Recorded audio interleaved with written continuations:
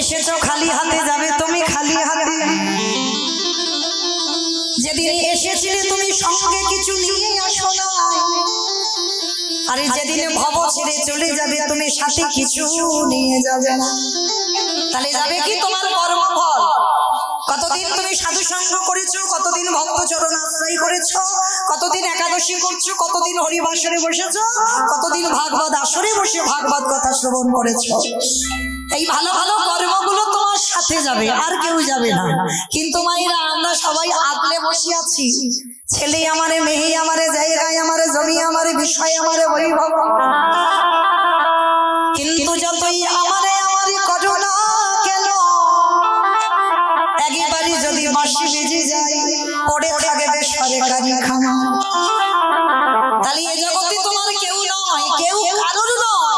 যে যত তাড়াতাড়ি জানতে পারবে মা, তত তাড়াতাড়ি তার লাভ হবে। তাহলে এসেছো একা, যাবে একা। তবে মা আমি মৌমিতা একটা গ্যারান্টি দিতে পারি, আর একজন তোমার সাথে যাবে। সে কি জানো?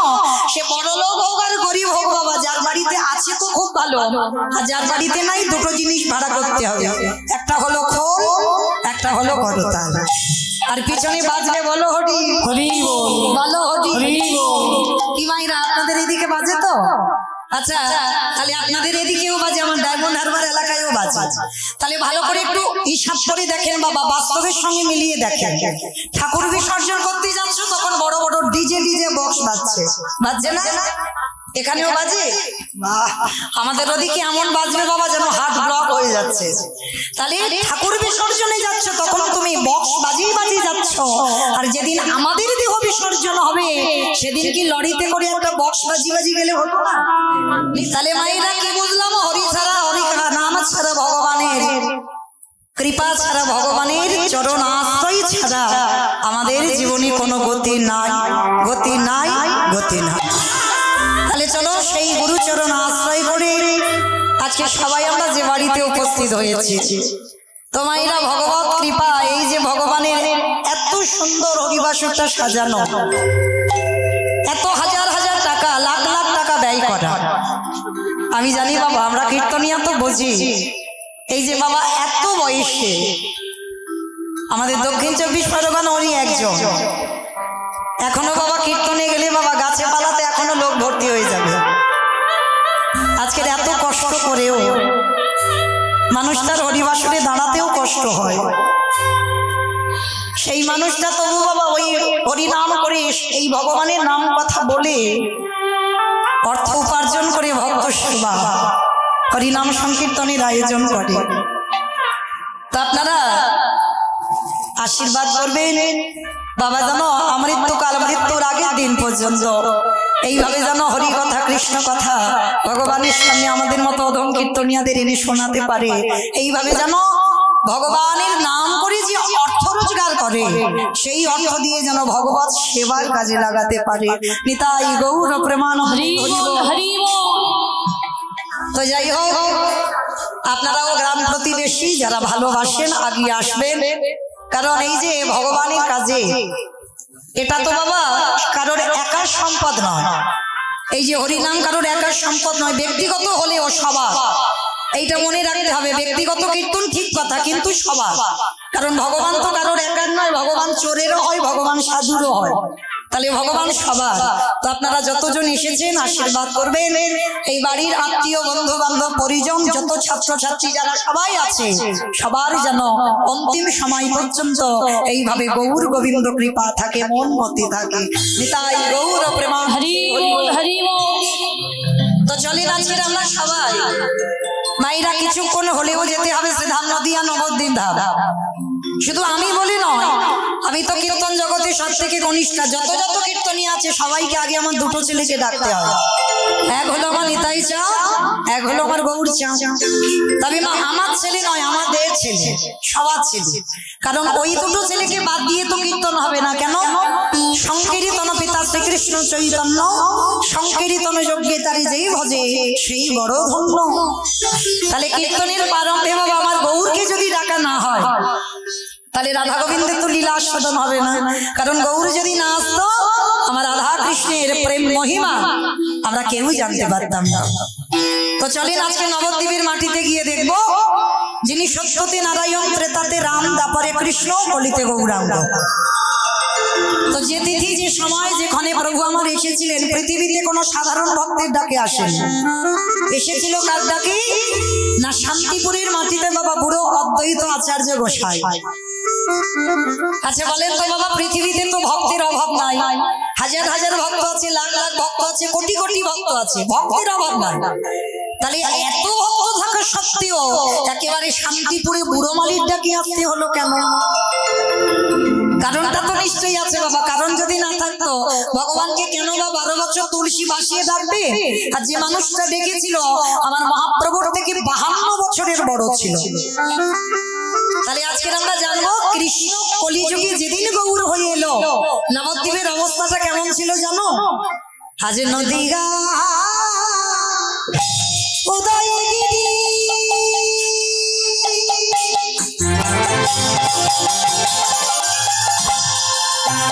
পূর্ণচন্দ্র গৌরহরি ওই নদীগা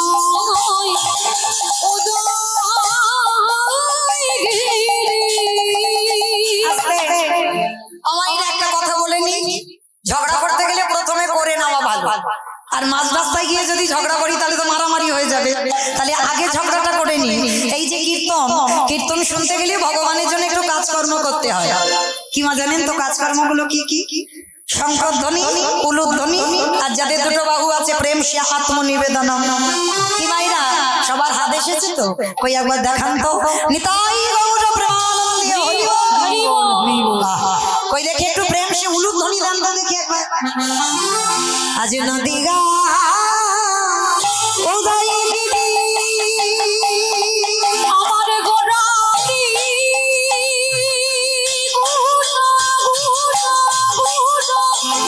গোরারি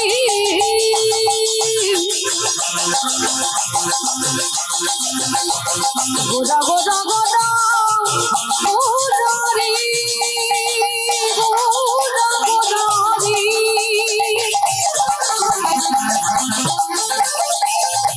ওই নদীর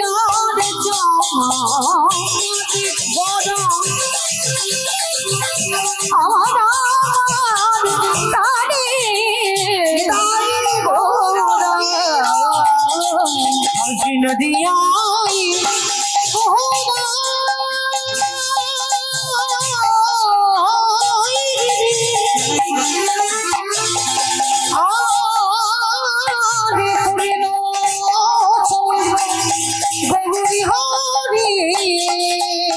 কৃপা করে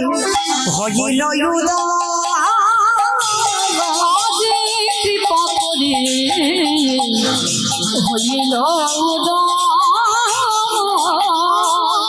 কৃপা করে হইল কৃপা করে হইল সোনার নদিয়া সোনার নদী গৌরদয় হইল ওই না কাদের জীবে উদ্ধার ওই নদী আছে উদয় হলো কৃষ্ণ প্রেমে প্রচার ওই নদী আছে উদয় হলো বিজন ধর্ম করি নদীতে উদয় হলো ধন্য করিয়াতে উদয় হলো নদীতে উদয় হলো কৃপা করে হইল নবদ্বীপের মাটিতে ব্রজেন্দ্র নন্দন কৃষ্ণ কলিতে হলো গৌর হলো। মাইরা এবার একটু আমি বলবো, আপনারা মন প্রাণ দিয়ে শুনবেন কেমন? আচ্ছা, এই চৈতন্যজীবীর চেতনার জন্য কীর্তন নাম নিয়েছেন পতিত পাবন। কেন? আমাদের মতো পতিতদের উদ্ধার করবে বলে। তাহলে আজকের এই নবদ্বীপের মাটিতে দাঁড়িয়ে সেই শান্তিপুরীর বুড়ো মালির ডাকে যে কৃষ্ণ গৌর হলো, তাহলে মামা আমাদের জানতে হবে যে মানুষটার ডাকে কৃষ্ণ গৌর হয়ে এলো, ব্রজধাম ত্যাগ করে গেল, আজকে রাজ ঐশ্বর্য রাজ সুখ ত্যাগ করে হাতের বাঁশি ফেলে মাথার চূড়া ফেলে দিয়ে কাঙাল হয়ে নবদ্বীপের মাটিতে এসেছে। তাহলে তিনি কে? না অদ্বৈত আচার্য গোসাই। তাহলে বাবা আজকে আমরা জানবো যে মানুষটার ডাকে কৃষ্ণ গৌর হলো তার কতটা পাওয়ার বা ক্ষমতা ছিল, কতটা ক্ষমতা ছিল, যার জন্য তো 12 বছর তুলসী ভাসি আমার কৃষ্ণকে আনলো ডেকে। তাহলে যে মানুষটার মধ্যে এতটাই ক্ষমতা ছিল সে কে ছিল জানো? যার একটা নাম হচ্ছে বাবা মৃত্যুঞ্জয়। বাবা মৃত্যুঞ্জয় কোন ঠাকুরকে বলে? ভোলানাথ। বাহ, শিব ঠাকুরের একটা নাম হচ্ছে মৃত্যুঞ্জয়। কেন? সত্য ত্রেতা দাপর এই 3 যুগে আমার বাবার মৃত্যু হয়নি, একই বাবা ভোলানাথ হয়েছিল। আর ওই বাবা ভোলানাথ কলিকালের মাটিতে হয়েছে অদ্বৈত আচার্য গোসাই। কিন্তু আমাদের জানার বিষয় মা, সত্যতে যে শিব হলো, ত্রেতাতে যে শিব হলো, দাপরে যে শিব হলো, কলিতে হলো না কেন? হলে কি অসুবিধা হতো? বলে না, অসুবিধা হতো না। তাহলে হচ্ছে না কেন? একটাই মাত্র কারণ বাবা। কারণটা কি জানো? যেমন মানুষ আমরা অপরাধ করি, দেব দেবী এরা কি অপরাধ করে না? করে। সামান্য একটা অপরাধের জন্য বাবা কলিযুগে শিব হচ্ছে না। যতই আপনারা আমরা বাবার মাথায় জল দিই না কেন, যত শিব চতুর্দশী করো না কেন, আর যত শ্রাবণ মাসে বাবার মাথায় জল দাও না কেন, বাবা কিন্তু কলিযুগে শিব রূপটা ধরে আসেন। এসেছে অদ্বৈত আচার্য। কেন? এই কেনর কথা জানতে গেলে বাবা আমাদের সবাইকে যেতে হবে একটু মহাভারত। কারণ ঘটনাটা তো মহাভারতেই ঘটেছিল। সামান্য একটা অপরাধ করে ফেলেছিল পরম বৈষ্ণব বাবা ভোলানাথ। তো অপরাধটা করেছিল কবে জানো? যেদিন বাবা মহাভারতে যুধিষ্ঠির মহারাজ রাজস্বাই যজ্ঞ করেছিল। এই রাজস্বাই যজ্ঞে ভগবান কৃষ্ণ সবাইকে দায়িত্ব দিয়েছিল, সবাইকে। আর যুধিষ্ঠির দাদা বলেছিল, কৃষ্ণ কৃষ্ণ তুমি তো সবাইকে দায়িত্ব দিচ্ছ, কৃষ্ণ তুমি নিজে কোনো দায়িত্ব নেবে না? ভগবান আমার একটু মুচকি হেসে বলেছিল, জানো দাদা, আমি তো সবাইকে একটা করে কাজ দিয়েছি, কিন্তু আমি আমার বেলা আলাদা করে 2টো দায়িত্ব ফেলে রেখেছি। সে কি? সবাইকে একটা করে কাজ, আর তুমি তোমার নিজের বেলা তুমি 2টো দায়িত্ব নিয়েছো। কৃষ্ণ তাহলে তুমি কি কি দায়িত্ব পালন করবে একবার বলো তো দেখি। বলি, জানো দাদা, আমার প্রথম কাজ হবে এই রাজস্বাই যজ্ঞে যত সাধুগুরু ব্রাহ্মণ বৈষ্ণব আসবে, যত যত ভক্ত আসবে, আমি কৃষ্ণ দয়াময় হয়ে সবার প্রথমে নিজের হাতে আমি চরণ যুগল ধৌত করে দেব। নিতাই গৌর প্রেমানন্দে হরি বল, হরি বল। সবার আগে আমি 2টো চরণ যুগল ধোয়াবো, এটা হবে আমার প্রথম কাজ। আচ্ছা বাবা ঠাকুর বলেন তো, যিনি বিশ্বের স্রষ্টা মালিক ভগবান, যার কোনো কিছু অভাব নেই, যে মনে করলে পৃথিবীটাকে একটা সেকেন্ডে বাবা লয় প্রলয় করে দিতে পারে, যার একটা ইচ্ছাতে মরা গাছে ফুল ফোটে, যার একটা ইচ্ছাতে শুকনো গাঙে উজান বয়, বিশ্ব ব্রহ্মাণ্ডটা আছে বাবা যার নখ দর্পণে, যে ভগবানের কোনো কিছু অভাব নেই, সেই ভগবান আজকের পা ধোয়ার ব্যবস্থাটা কেন করছে? এমনি এমনি নয়, নিজে আচরি ধর্ম জীবেরই শিখায়, নিজে না করলে ধর্ম জীবকে শিখানো না যায়। মনে রাখতে হবে মা, সবার আগে নিজের আচরণ ঠিক করতে হবে। এই জগতে আমরা বহু বহু কীর্তনিয়ারা বাবা হরিবাসরে জ্ঞান দিয়ে যাচ্ছি, নিজে আচরি ধর্ম জীবেরই শিখায়, নিজে না করলে ধর্ম জীবকে শিখানো না যায়। তাহলে যারা শিক্ষার জায়গায় দাঁড়ায় বাবা, আগে তো তাদের নিজেদের আচরণ ঠিক করতে হবে। আর আচরণ যদি ঠিক না হয়, তাহলে আমার মুখ থেকে কোনো কথা শ্রবণ করে কি শিক্ষা হবে বলে মনে হয়? তাহলে ভগবান সবার উপরে সব দায়িত্ব দিয়ে পাঠায়নি বাবা। যেমন আমাকে যদি বলে আমাকে স্কুল মাস্টারি করতে, আমি কি পারবো? পারবো না। আমার উপরে দায়িত্ব দেওয়া হয়েছে হরি কথা কৃষ্ণ কথা বলতে পারবে, এর বেশি নয়। তাহলে ভগবান কারোর উপরে দায়িত্ব দিয়ে পাঠায়, কিন্তু সবার উপরে নয়।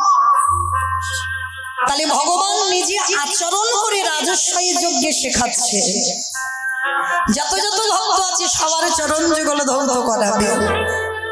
আচ্ছা মা, এই জায়গাটা একটু অনুভব করেন তো, যে ভগবান যার কোনো কিছু অভাব নেই সেই ভগবান আজকের পা ধোবাবে কেন? এমনি এমনি নয়, ভগবান পা ধোয়াচ্ছে কেন জানো? এই জগৎ সংসারে ভগবান জগৎকে শেখালো, রে জগৎ তোদের ঘরে যদি সাধুগুরু বৈষ্ণব আসে, তোদের দুয়ারে যদি কোনোদিন বৈষ্ণব আসে, বৎসরন্তর গুরুদেব যদি আসে, সবার আগে চেষ্টা করিস নিজ হাতে চরণ যুগল আগে ধৌত করে দিতে। এটা মনুষ্য জীবনে কর্তব্য মা। আমরা আগেকার দিনে নিয়মগুলো ছিল, এখনকার দিনে ভুলে যাচ্ছি সব। এখনকার দিনে আমাদের আর মনে নেই সেই সব পুরানো সংস্কৃতির কথা। কিন্তু আমার ঠাকুমাদের দেখতাম বাড়িতে বয়স্ক লোকেরা এলে বসতে দেওয়ার আগে আগে পা ধোয়ার ব্যবস্থা হতো। কিন্তু আমাদের মতো মেয়েরা যত টিভি সিরিয়াল দেখি আর আমাদের আচরণ গুলো তেমন হয়ে যায়। কিন্তু মনে রাখতে হবে মা, এগুলো ভুললে হবে না। ভগবান কৃষ্ণ রাজস্বায়ী যোগে নিজে আচরণ করে শিক্ষা দিচ্ছে। যত যত ভক্তরা আসছে সবার চরণ ভগবান কৃষ্ণ ধৌত করছে। তো এই জন্য চরণ ধরে বলে যাই মা, আমার একটু উলুদ ধরি দেখি।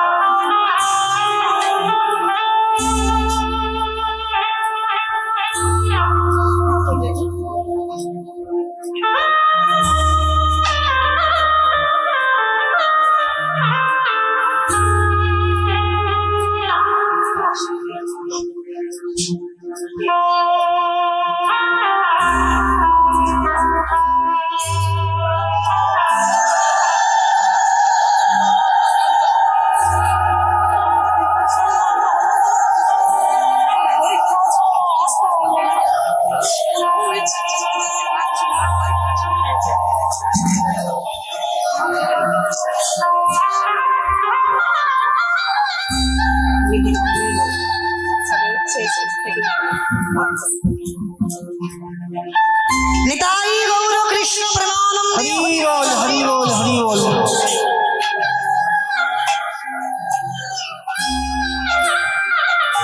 তাহলে এই জগৎ সংসারে ভগবান নিজে আচরণ করে জগৎকে শেখাচ্ছে মা। তাই প্রত্যেকটা মনুষ্য জীবনে কর্তব্য, বাড়িতে যদি গুরুজন আসে সবার আগে পা ধোবার ব্যবস্থা করতে হবে। তো যদি বছরান্তর সাধুগুরু বৈষ্ণব নাও পান, মনে রাখবে মা, এই অধম কীর্তনিয়ার কথা যদি কারোর স্মরণে থাকে, বৎসরে একবার যে যার ঘরের বাবা মা তো আছে, যদি পারে বছরান্তরে একবার বাবা মাকে সিংহাসনে বসিয়ে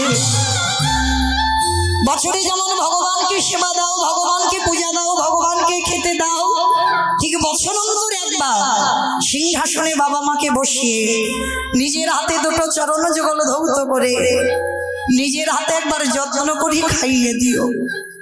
ভেবে দেখেছে আপনারা আমরা ছিলাম কোথায়? 10 মাস 10 দিনে যে মা কত কষ্ট ভোগ করে, কত যন্ত্রণা ভোগ করে গর্ভে ধারণ করে রেখেছে। তাহলে আমাদের মনুষ্য জীবনে কি কর্তব্য নয় যে বছরে একবার অন্তত বাবা মার চরণ যুগল ধৌত করে একবার অন্তত নিজের হাতে খাইয়ে দিই? যে মা তো কত রাত নিজে না খেয়ে সন্তানকে খাইয়েছে, যে মা কত রাত না ঘুমিয়ে সন্তানকে ঘুম পাড়িয়েছে, আর সেই সব সন্তানরা বাবা মাকে নিয়ে বৃদ্ধাশ্রম। কিন্তু মনে রেখো মা, এই জগতে ভগবান ভাগবতে সুদামাকে বারবার বলেছে, সুদামা এই পৃথিবীতে সব থেকে বড় গুরু হলো যে যার ঘরের বাবা মা। তারপরে গুরু হলো শিক্ষা গুরু, দীক্ষা গুরু, তারপরে গুরু হলাম আমি ভগবান। ওই ভগবান তো একবারও জাহির দেখিয়ে বলেনি সব থেকে বড় গুরু হলাম আমি ভগবান, না, ফেলেছে কেন? কারণ সব থেকে বড় গুরু তো যে যার ঘরের পিতা মাতা, তারপরে গুরু হলো শিক্ষা গুরু, দীক্ষা গুরু, তারপরে গুরু হলাম আমি ভগবান। তাই ভগবান রাজস্বই যোগ্যে আচরণ করে শিক্ষা দিলে, ওরে কলির জীব, তোদের ঘরে যদি গুরুজন আসে সবার আগে পা ধোবার ব্যবস্থাটা করিস।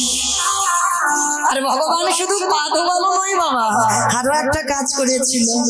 কি কাজ জানো? যত যত ভক্তরা প্রসাদ পেয়েছে,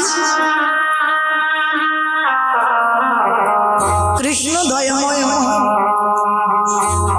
ওই প্রসাদের পাত্রগুলো নিয়ে নর্দমায় ফেলেছে। শুধু নর্দমায় ফেললো না বাবা, ওই পাত্র থেকে একটু করে প্রসাদই তুলে নিয়ে কৃষ্ণ আমার সারা গায়ে মারছে। ভক্তে তাই গৌর প্রেমানন্দে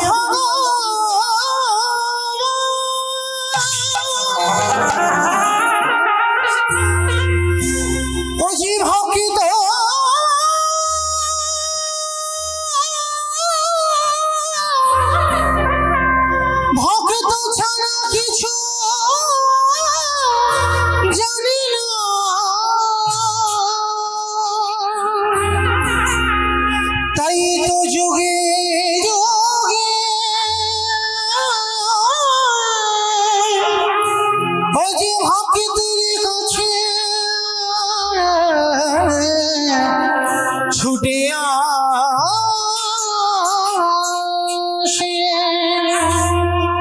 আড়ালে যেই না ওই এতগুলো গায়ে দিচ্ছে, যুধিষ্ঠির মহারাজ বলল, কৃষ্ণ কৃষ্ণ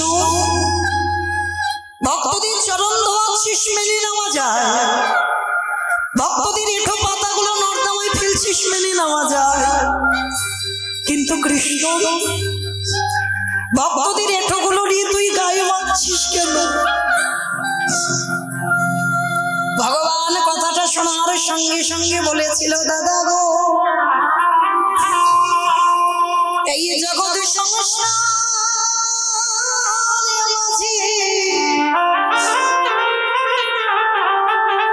সবাই অপরাধ করে, সবার বিচার আমি ভগবান করি, সবাই তো পাপ করে, কিন্তু জানো দাদা, এই জগতে আমি হলাম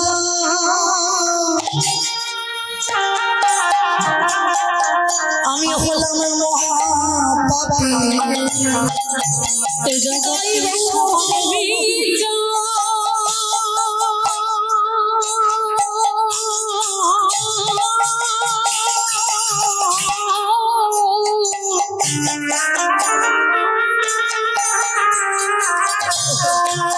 এই জগতে সবার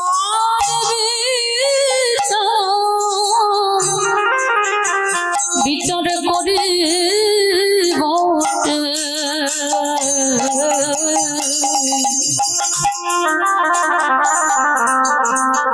এ জগতে আমি হলাম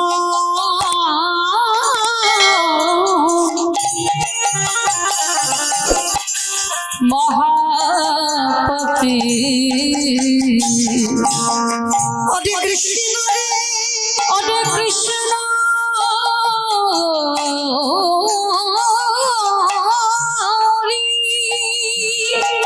এই জগতে তুই নিজেকে মহাপাপী বলিস না।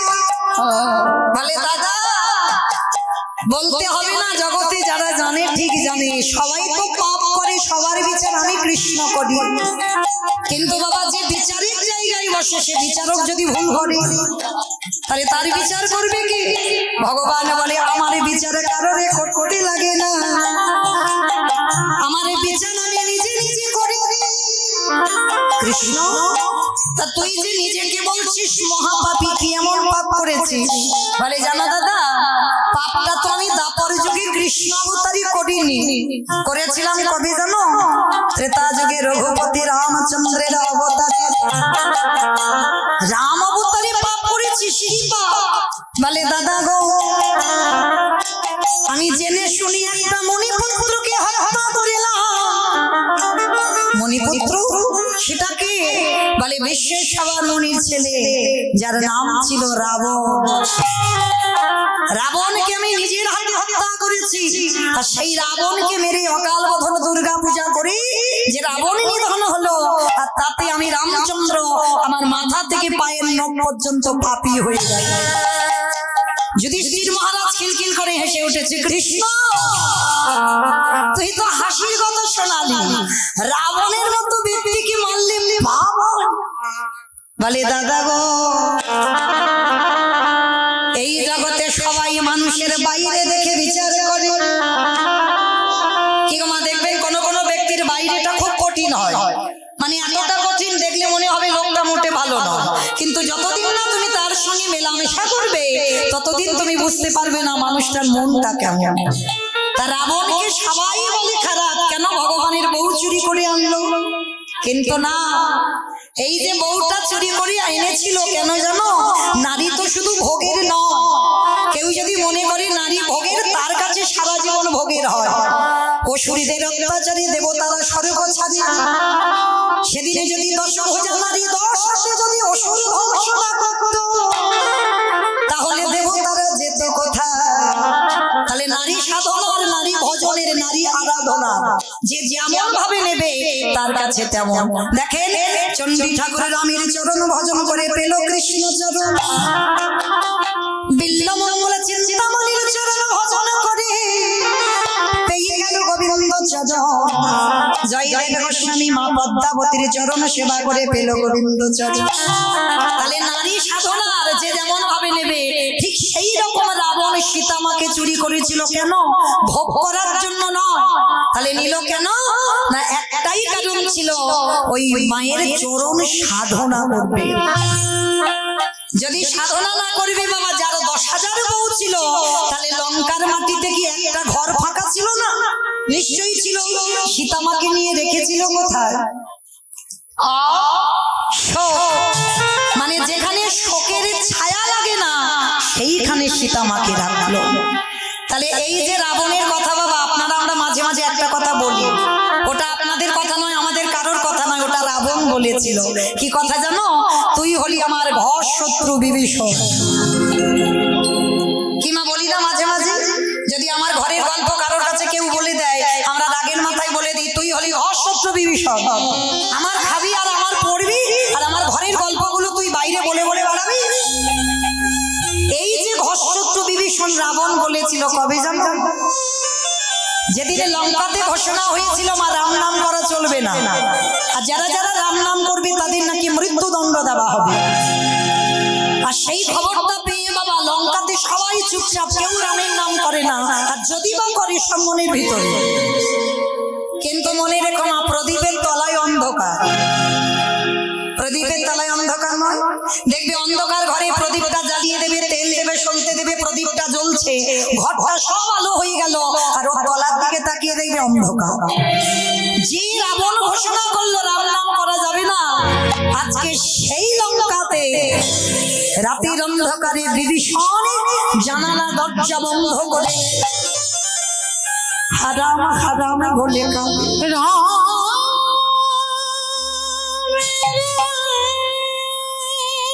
দেখা দে দেখা দে একেবারে দেখা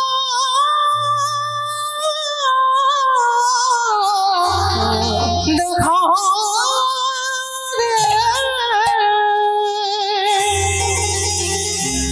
ওরে তুই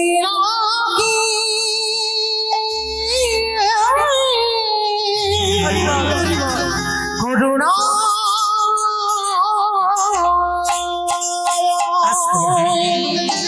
মন দিয়ে শুনবেন মা, দাদা জানবার ভয়ে চুরি করে রামের ছবিটা ধরে কাঁদে রাতের বেলা। কিন্তু দিয়ালেরও কান আছে।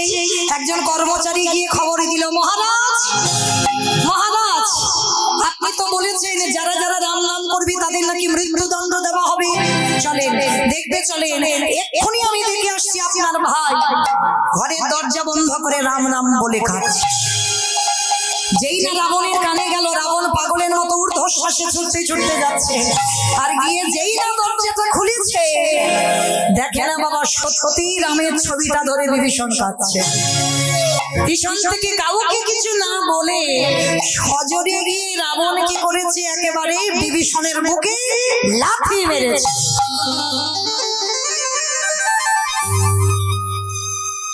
এত জোরে লাথি মেরেছে ধুলাই পড়ে গেছে। আচ্ছা বলো তোমার আচমকা যদি পিছন থেকে কেউ এসে সজোরে লাথি মারে ব্যথা লাগবে না? আচ্ছা মা, এই সমাজে যদি বড় দাদা ছোট ভাইকে ধরে মারে, বড় দাদা যদি ছোট ভাই কোনো অন্যায় করেনি, কোনো অপরাধ করেনি, হঠাৎ যদি কোনো দাদা মারে, ছোট ভাই ছেড়ে দেবে বাবা? উল্টে চড়চাপড় বসিয়ে দেবে না? বড় হয়ে যদি ছোটকে মারতে পারে আর ছোট একটা চড়চাপড় দিতে পারে না? পারে তো। এটা আপনাদের সঙ্গে হবে, এটা আমার সঙ্গে হবে, কিন্তু রাবণ বিভীষণ এটা নয়। সবাইকে জানা দরকার, ছোট অন্যায় না করলে বড় কিন্তু ছোটকে মারতে পারে। এটা শাস্ত্র বিধান, শাসন করতে পারে, কিন্তু তুমি ছোট হয়ে তুমি বড়র গায়ে হাত তুলতে পারো না।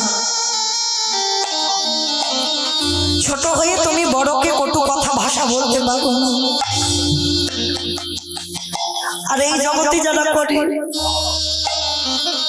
ভগবান সেই পাপীকে কোনো দিন ক্ষমা করে না। আজকের বিভীষণকে যখনই লাথি মারলো, উল্টে মারা তো দূরের কথা, হামাগুড়ি দিয়ে উঠে রাবণের দুটো চরণ ধরেছে। দাদা, এই যে আমার কঠিন বুকে তুমি লাথি মারলে, তোমার দুটো চরণে ব্যথা করছে দাদা গো।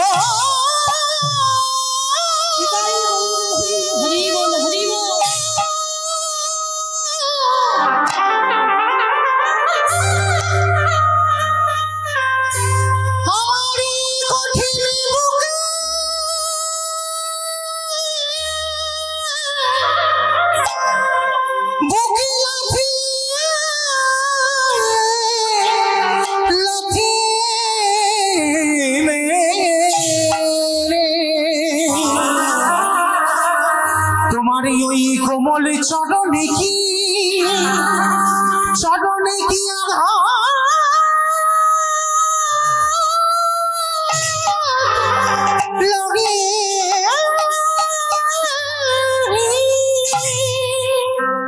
সেই সময় রাবণ বলে উঠেছিল, দূর হয়ে যাও ঘসস্ত বিভীষণ, আমার খাবি, আমার পড়বি, আর আমার শ্বশুরের গঞ্জব করবি, বেরিয়ে যা। এই মুহূর্তে যেন তোর মুখ আমি আর কোনোদিন দেখতে না পাই। রাত্রিবেলা তাড়িয়ে দিল। তাড়িয়ে দেওয়ার পরে বিভীষণ কেঁদে বলল, দাদা, এ জীবনে কোনোদিনে তোমার ওই চরণে আমার দুটো নয়ন আর এক হবে না। আমি চলে যাচ্ছি দাদা। যা যা যা, যার সাত খুলে কেউ নেই সে আবার বলে চলে যাচ্ছি, আবার ঘুরে ফিরে আমার কাছে আসতে হবে, দূর হয়ে যা। আচ্ছা মা, যতই হোক দাদা তো রাগের মাথায় মেরেছে, রাগের মাথায় বলেছে। রাবণের কষ্ট হয়নি, সারা রাত ঘুমাতে পারছি, শুধু মনে মনে ভাবছে ভাইটাকে মারলাম, ভাইটা না জানি কোথায় চলে গেল। সারা রাত ঘুমাচ্ছে না। আর ভোর না হতে হতে রাবণ তো খুব ভালো করে জানে ও আমার লাথি খেয়ে কত দূর যাবে। ভোর না হতে হতে একেবারে সরাসরি চলে গেছে রামচন্দ্রের কাছে। ভাই ভাই, কোথায় আছিস? বেরিয়ে আয়, আমি তো দাদা এসেছি। যেই না ডাকছে লক্ষণ বেরিয়ে এসে বলছে, তোমার লজ্জা করে না? কালকের ভাইয়ের ওই রকম বুকে লাথি মেরে আর আজকে তার পা ধরে ক্ষমা চাইবে বলে এসেছো? রাবণের তো বিশাল বড় চেহারা, কোমরে হাত দিয়ে বলে উঠলেন, তুই কি মনে করেছিস কালকের লাথি মেরে আর আজকের পা ধরে ক্ষমা চাইতে এসেছি? ভুল ভাবলি। ওরে, আমি দেখতে এলাম কালকে যে লাথিটা খেলো, লাথিটা খেয়ে ঠিক ঠিক জায়গায় এলো, ওইটা দেখবো বলে তো আমি ছুটে এসেছি। রাম এসে বলছে, রাবণ, এইরকম কেউ ভাইকে লাথি মারে তুমি জানো ওর কত ব্যথা লেগেছে? কেন এইরকম ডাকলে ওরে রামের রাবণ বলছে রামকে এই জগতে সবাই জানে আমি আমার ভাইকে লাথি মেরেছি কিন্তু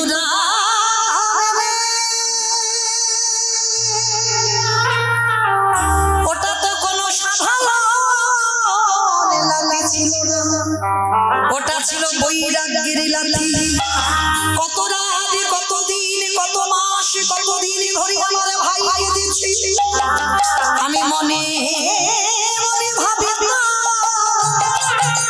এমন একটা দিন আসবে যেদিনে আমার ভাইকে লাথি মেরে চিরজনমের মতো তোর রাখুন চরণে পাঠাই দে ওরে আমি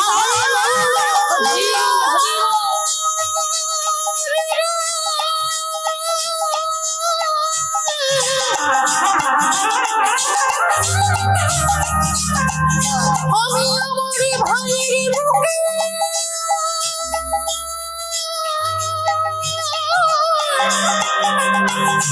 যদি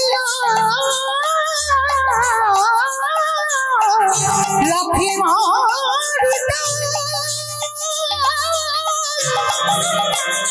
তবে কি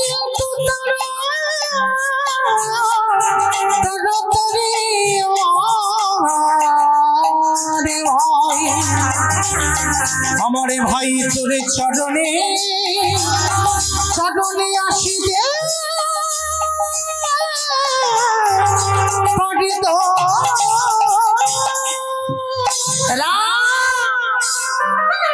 লাঠিটা দিলাম বলে তো আমার ভাই তোর চরণে এলো লাঠিটা যদি না দিতাম আমার ভাই কি এত তাড়াতাড়ি আসতো রাবণ বলছে না সবাই দেখলো আমি লাঠি মেরেছি কিন্তু